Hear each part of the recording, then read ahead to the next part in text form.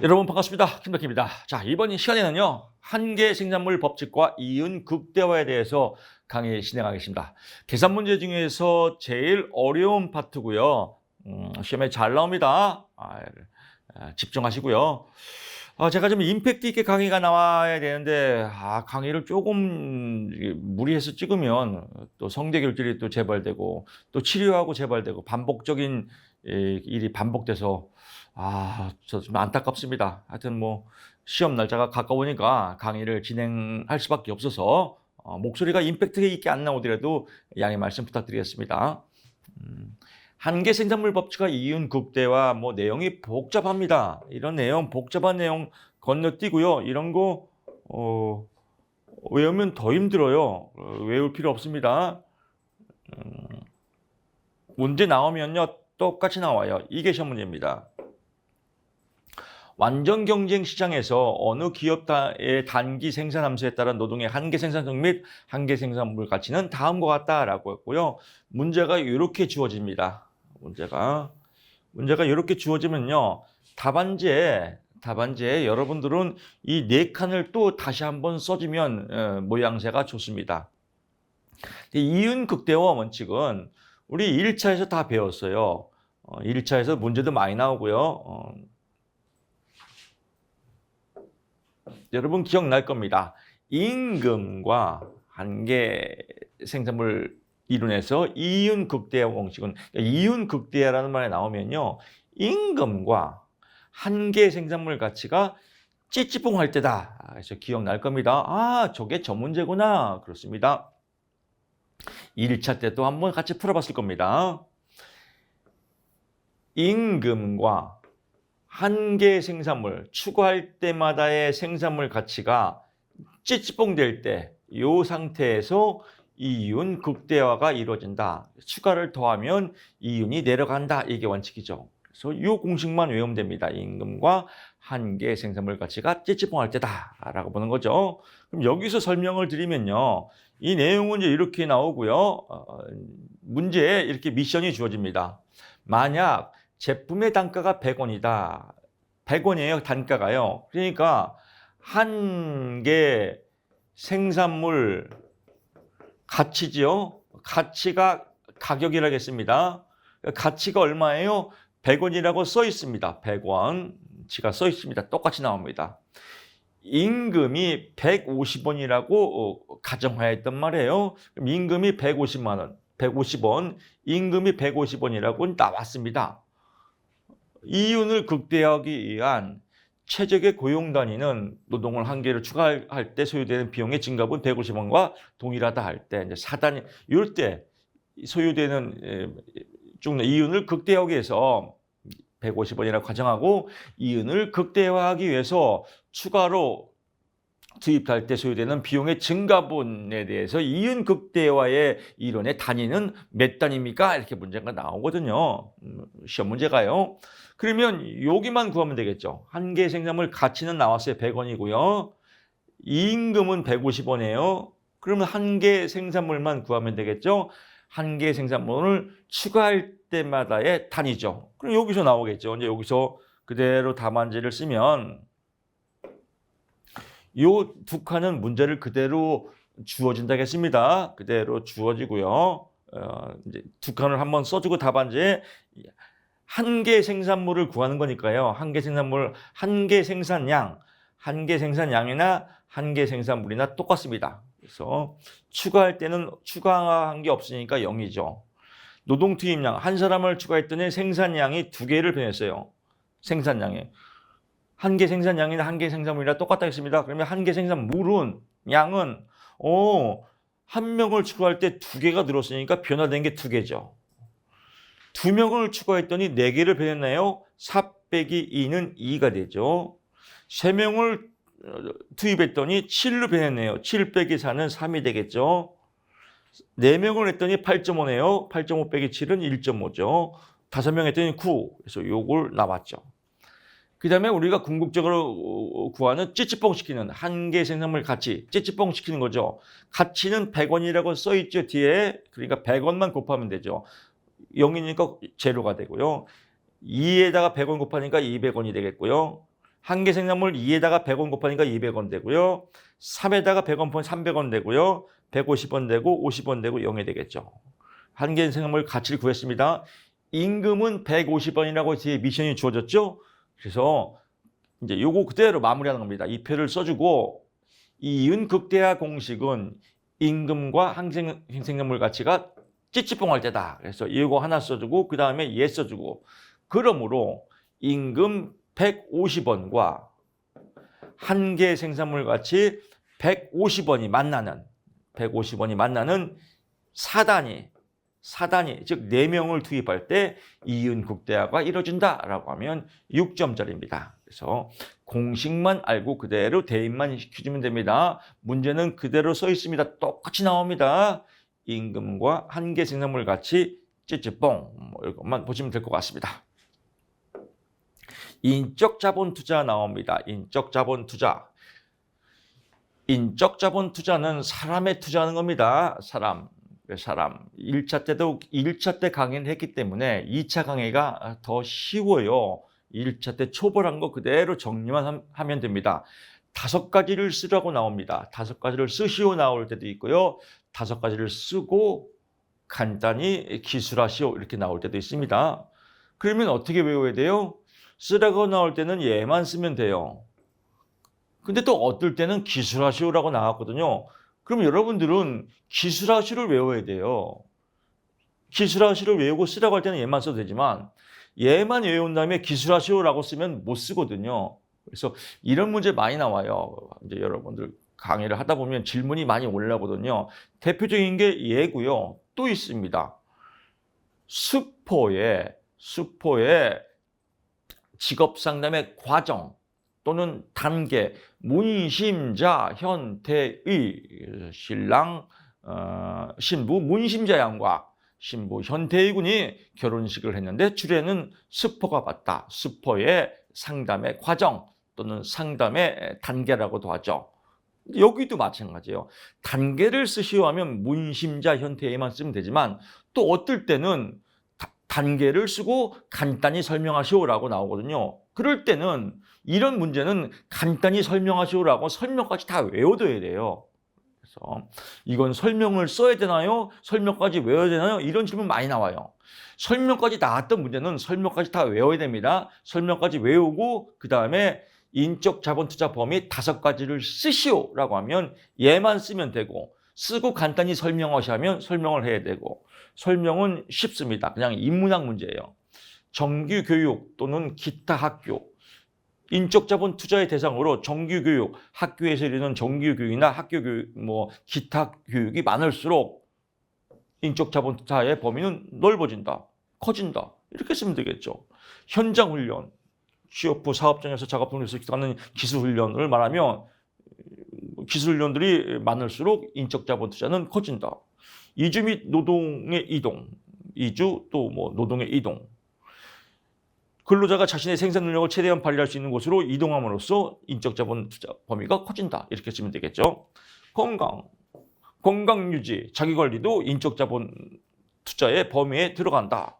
또 건강할수록 인적 자본 투자 범위가 커진다. 이런 건 인문학 시험 문제예요. 그냥 글짓기 살만 붙여서 대충 버무리면 됩니다.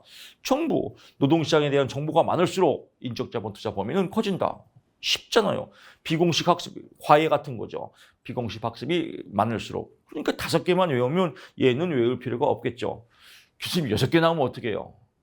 안 나와요. 나오면 무조건 5개만 나옵니다. 그래서 5가지 딱 정해서 정규교육, 정규교육, 기타 학습교육 빼도 돼요. 그냥 정규교육, 현장훈련, 이주, 건강, 정보 이거 외워서 살만 붙이면 5점 먹고 들어가잖아요. 그래서 2차가 더 쉽다라고 보시면 될 것 같습니다. 선별가설 이론 안 나옵니다. 넘어가고요. 인적 자본 투자와 선별가설 이론에 비교점이 한번 나온 적이 있습니다. 그래서 인적 자본 투자와 선별가설 이론의 공통점은 뭐예요? 둘 다 교육 투자를 강조하였다라고 보고요. 차이점은 뭐예요? 인적 자본 투자는 교육 투자가 생산성 증대를 가져올 것이라고 가정하는 게 인적 자본 투자, 인적 자본 투자고요.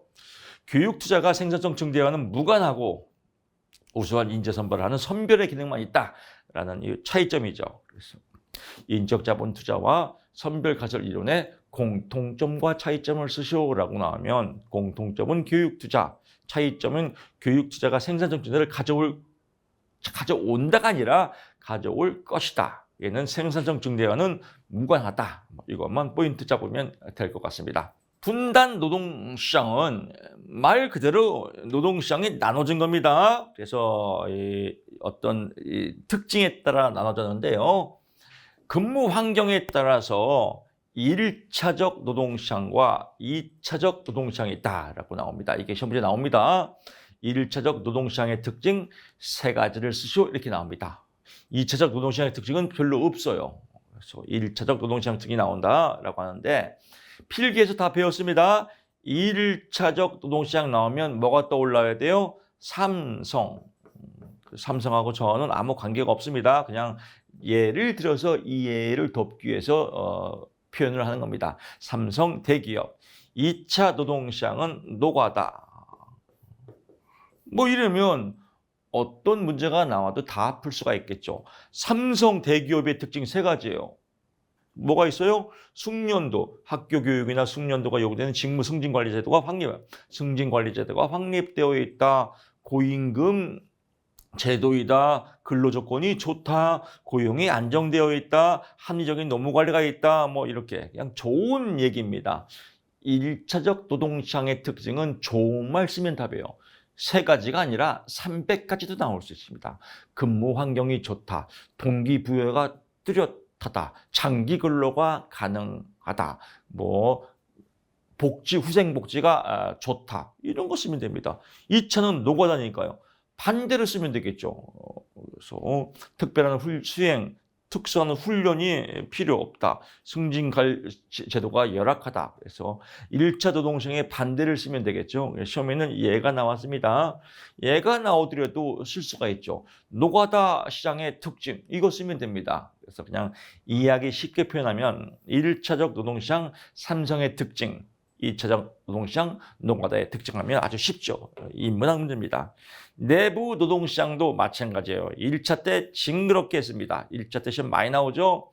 내부 노동시장 삼성, 외부 노동시장 노가다, 내부 노동시장 영화 내부자들 주인공이 이병헌 씨 나오죠. 내부 노동시장에서 끼리끼리 집단이죠. 내부 노동시장 끼리끼리 집단. 우리나라도 끼리끼리 다 어디서 해먹어요? 기업들이 끼리끼리 해먹죠. 삼성, 현대, SK 다 끼리끼리 해먹죠.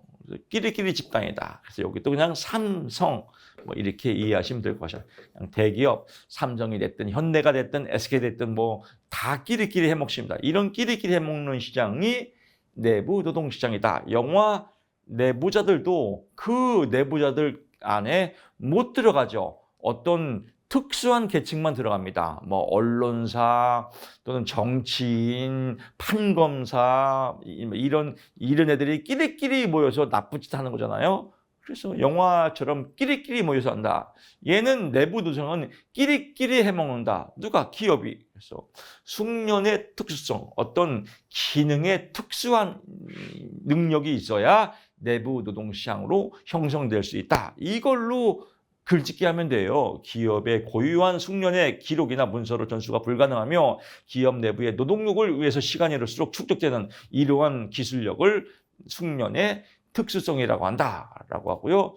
현장 훈련은 마찬가지죠. 영화 내부자들 끼리끼리 모여서 서로 한 달에 한 번씩 모여서 회의하고 술 처먹고 하지 않습니까? 이렇게 훈련하는 겁니다. 지들도. 여기도 기업도 훈련이죠. 현장 훈련. 현장 훈련에서는 문서화되지 않은 실제 현장에서의 담당자, 실제 현장에서의 담당자만이 아는 노하우를 전임자에게 후임자에게 생산 과정을 통해서 직접 전수하는 이런 시스템을 현장 훈련이라고 한다.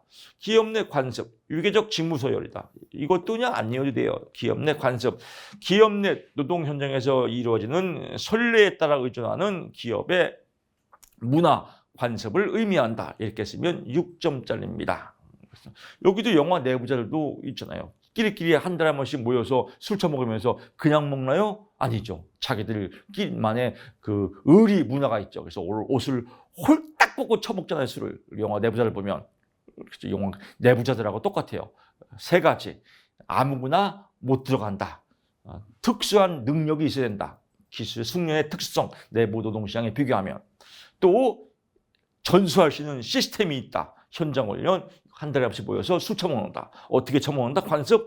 여기 내부자들은 홀딱 벗고 처먹는다. 여기는 기업 고유의 문화와 관습이 있다. 이렇게 비교하시면 이해가 쉬울 것 같습니다. 이거 시험에 잘 나옵니다. 6점짜리입니다. 3개만 나옵니다. 나머지 볼 거 없겠죠? 내부 노동시장의 장점이 또 시험에 나올 경우가 있습니다. 내부 노동시장의 장점. 여기도 마찬가지죠. 내부 노동시장은 아까 뭐라고 했죠? 삼성. 그러면 삼성의 장점 쓰면 됩니다. 결국은 내부 노동시장의 장점이나 1차 노동시장의 장점이나 답이 똑같아요. 그래서 우수한 인적 자원이 확보된다. 승진 및 배치 전환이 통해서 동기 유발이 가능하다. 고임금 및 장기 고용 유지를 위해서 지불 능력을 부여하고 있다. 대기업 돈이 많으니까요. 그래서 여기서 중요한 건요. 글자를 외우지 마세요. 1차 노동시장의 특징이나 내부 노동시장의 특징이나 똑같습니다. 다만 살만 붙이게 틀려요. 1차 노동시장에 근무하는 사람의 특징 3가지를 쓰시오라고 하면 근무하는 사람이에요. 그러면 쉽게 월급이 많다. 월급 많죠. 삼성 다니는 사람들요. 또 금방 안 잘린다. 이 장기 근로계약이죠. 또 후생복지가 좋다. 이런 것들을 아름답게 이렇게 글짓기 하는 시험입니다. 글자 외우는 시험이 아닙니다. 그래서 이해하면 아주 재미있습니다.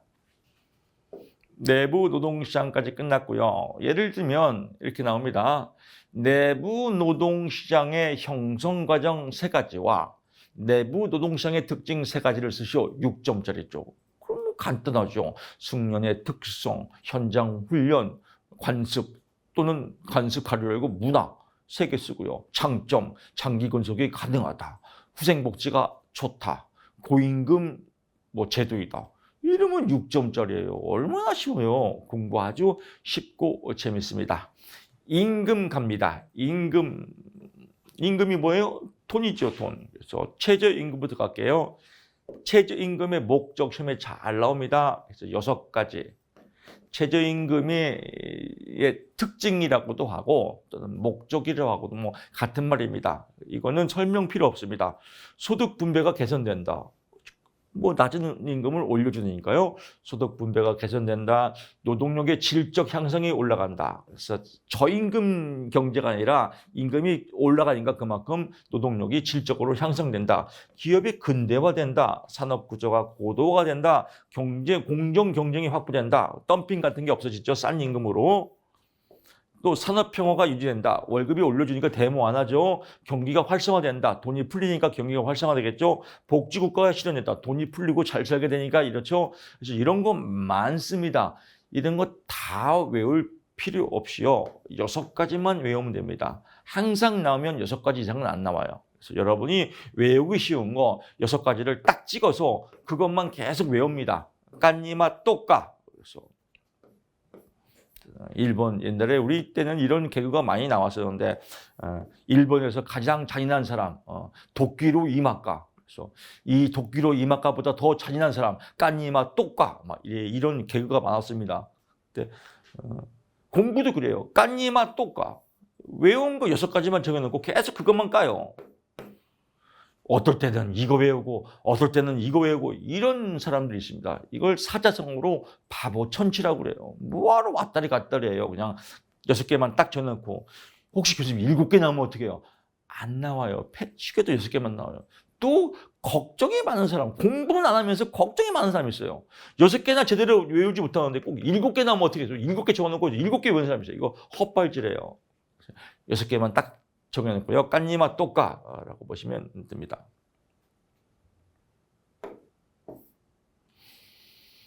최저임금의 부정적 효과가 있습니다. 3가지가 있어요. 그래서 내용이 긴데 제가 정리드릴게요. 시험에는 한 번도 나온 적이 없는데 나올 수도 있습니다. 최저임금을 올리니까 기업이 싫어하겠죠. 장사하는 사람이 싫어하겠죠. 사람을 많이 뽑을까요? 안 뽑을까요? 안 뽑겠죠. 그래서 뭐예요? 일자리가 줄어든다. 일자리가 줄어든다라는 게 단점이고요. 두 번째, 불법적으로 몰래 쓴단 말이에요. 저임금을. 특히 뭐 요즘도 뭐 그 옛날에 요즘에 신문에 나오더라고요. 무슨 뭐 뭐라 하죠? 뭐 어떤 뭐 햄버거 팔고 막 이런 데서 뭐 3개월 동안 연수 기간이라고 해서 최저임금 안 주고 막 부려먹고 싼 임금으로 이러다 걸리고 이런 거 나오거든요. 몰래 부려먹는 거죠. 이걸 뭐라고 그래요? 노동의 암시장의 형성. 국가 자격증입니다. 몰래 부려먹는다. 이러면 뭔가 좀 없어 보여요. 채점자가 그래도 명색이 국가고시인데 너무 없어 보이는 거 아니에요? 몰래 부려먹는다. 이런 것보다 노동의 암시장이 형성된다. 암시장이 형성된다. 이렇게 쓰면 있어 보이잖아요. 이런 건 좀 이렇게 표현을 하십시오. 뭐 예를 들면 인지의 부조화가 생긴다. 또 많이 배웠잖아요. 또 이 자동뽕으로 대가리에 부조화가 생긴다. 그러면 채점자는 좀 이상하게 생각합니다. 쓸 때는 우리가 외울 때는 인지가 대가리지만 쓸 때는 인지로 써야 됩니다. 대가리로 이렇게 쓰면 안 돼요. 그 정도 인지 능력은 있으시죠? 그래서 첫 번째 일자리 고용이 축소된다. 고용의 축소. 또 일자리의 축소. 이 정도는 괜찮죠. 노동의 암시장이 형성된다라고 보고요. 또 보면요, 뭐 고용이 감소되면 쓸만한 수는 실업이 증가한다. 같은 말이겠죠. 그래서 이것도 실업의 증가. 이거 좀 같은 맥락이 그렇네요. 넘어가고요. 여기서 보면 소득 분배의 역진적 효과라고 합니다. 소득 분배의 역진적 효과는 뭐냐면요, 저소득자를 올려주니까 저소득만 올려주나요?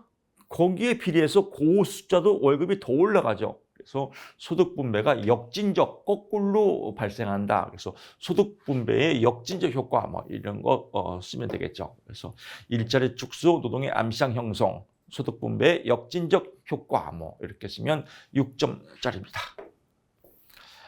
부가급여입니다. 부가급여의 의의. 부가급여는 월급 이외에 사용자가 근로자에게 주는 경제적 보상의 대가를 부가급여라고 하고요. 종류로는 종류 6가지를 쓰시고 나온 적도 있거든요. 유급휴일, 경주휴가, 생리휴가, 출산전휴가, 복리후생시설, 사택 제공, 차량 제공, 사내복지금은 교육훈련, 학자금 보조, 주택자금 보조 이런 거 쓰면 됩니다. 그래서 부가급여 의미 알면요, 6가지 쓰면 되겠고요. 사용자가 부가급여를 선호한 이유, 필기 때 많이 했죠. 이것도 2차 때 실기에 잘 나옵니다. 정부에서 임금을 규제 시에 이를 피하는 임금 회피 수단으로 사용할 수 있다. 정부에서 물가가 올라가서 임금을 올리지 마시오라고 해서 임금을 규제했단 말이에요.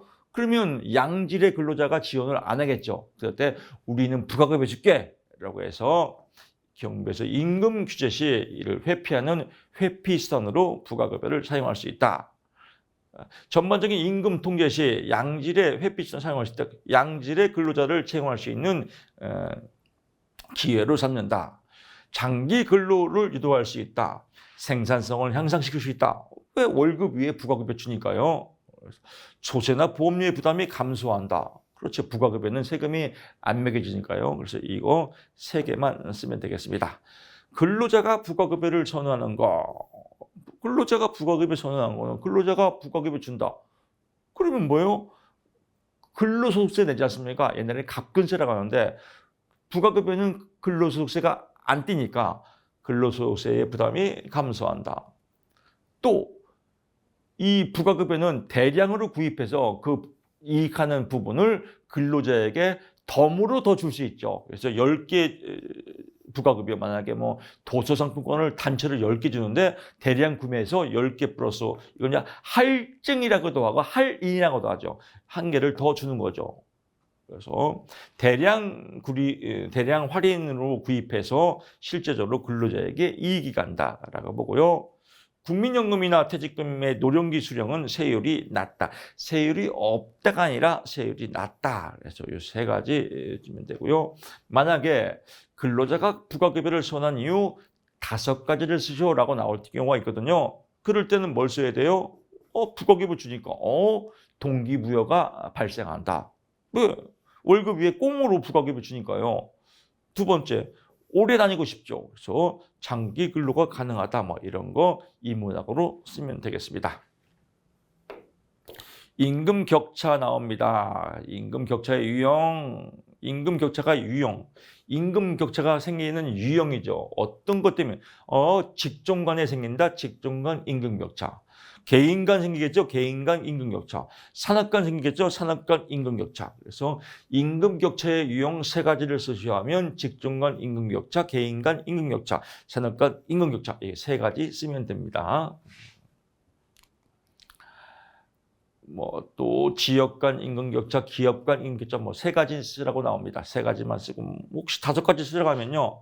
이런 거는 임금 격차의 유형 5가지를 쓰시오. 3가지를 쓰시오. 설명하라고 안 나와요. 설명하고 나오면 이건 상식이에요. 직종 간, 각 직종 간에 사무직이나 생산직이나 각 직종 간에 임금 격차가 발생한다. 이런 거 뭐 개인 간, 개인의 능력에 따라서 임금 격차가 발생한다. 이런 거 그냥 소설 쓰고 채점자가 안 봅니다. 그냥. 그래서 이 제목이 중요해요. 임금 격차의 유형. 다시 갑니다. 제목이 임금 격차의 유형, 직종 간 임금, 개인 간 임금, 산업 간 임금, 지역 간 임금, 기업 간 임금 격차다. 5개 포인트 잡고요.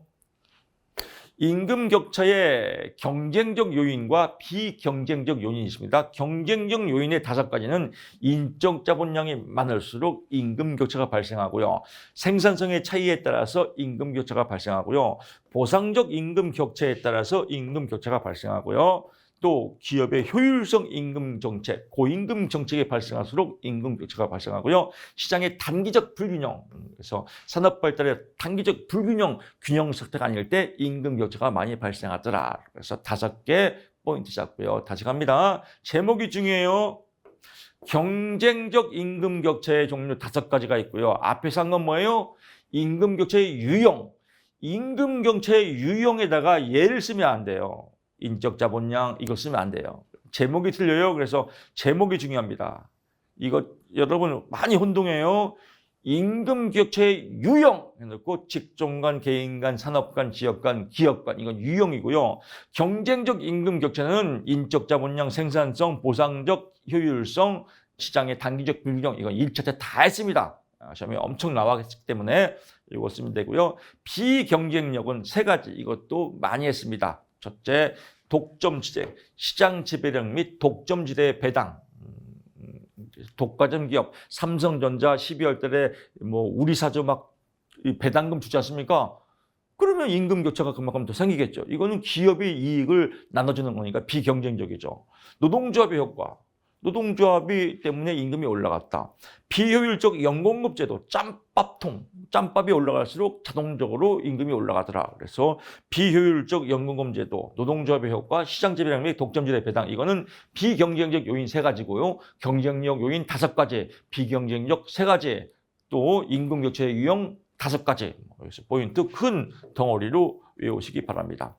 보상적 임금 격차의 의의 나옵니다. 보상적 임금 격차는 근무 환경이 열악한 근무 환경을 경제적 보상으로 상쇄시켜주는 걸 말하는 상쇄, 똔똔시켜주는 것을 보상적 임금 격차라고 한다라고 보고요. 보상적 임금 격차의 유형 여러분 1차 때 기억나죠? 그래서 외과 의사와 정육점 주임 비교한 거 기억날 겁니다. 그래서 외과 의사와 정육점 주임 공통점은 칼제비다. 똑같은 칼제비지만 임금 격차가 발생한다. 그래서 무엇 때문에 작업의 쾌적함 정도, 작업이 얼마큼 쾌적하냐 안 쾌적하냐에 따라서 임금 격차가 발생하고 교육 훈련의 비용 여부에 따라서 임금 격차가 발생하고 책임의 정도에 따라서 임금 격차가 발생하고 성공과 실패 여부에 따라서 임금 격차가 발생하더라. 그래서 보상적 임금 격차가 발생하는 5가지 요인, 내용은 다 알 겁니다. 소설 쓰면 되겠습니다. 성공 또는 실패의 가능성에 따라서 임금 격차가 발생하고요. 책임의 정도, 교육 훈련 비용의 정도, 작업의 쾌적함 정도, 고용의 안정성 여부에 따라서 발생한다. 얘는 외과 의사와 정육점 주인이다. 그래서 기억날 겁니다. 해독력 임금은 시험에 안 나옵니다. 임금의 하방 경직성합니다. 시험 문제는요. 임금의 하방 경직성의 의미와 그 원인 5가지를 쓰시오라고 해서 6점짜리가 나오거든요.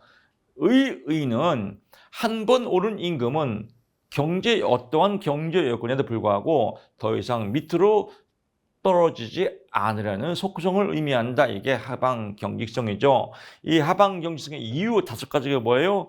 근로자의 화폐 완상. 아무리 부가급여, 예를 들면 월급이 100만 원이에요. 임금을 90으로 내렸어요. 부가급여를 20만 원 줬어요. 그럼 근로자가 이익이죠. 이익이지만 일단 내 월급 깎으면 기분 나빠요. 이걸 화폐 환상이라고 그래요. 그래서 근로자의 화폐 환상 때문에 밑으로 못 내려간다. 또 장기 근로 계약 때문에 밑으로 내려가고 싶어도 못 내려간다.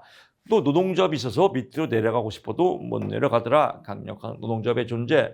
또 노동자의 역선택 발생 가능성. 역선택은 거꾸로 반대 방향이죠. 그래서 근로자들의 임금 깎아서 근로가 태만할까 봐 또는 직장을 그만둘까 봐 노동자의 역선택 발생 가능성 때문에 밑으로 못 내려가더라. 또 최저임금제의 실시를 해서 밑으로 못 내려가더라. 대기업의 효율성 임금 정책에 따른 고임금을 지급해서 밑으로 못 내려가더라. 그래서 이것도 5가지만 외우면 됩니다.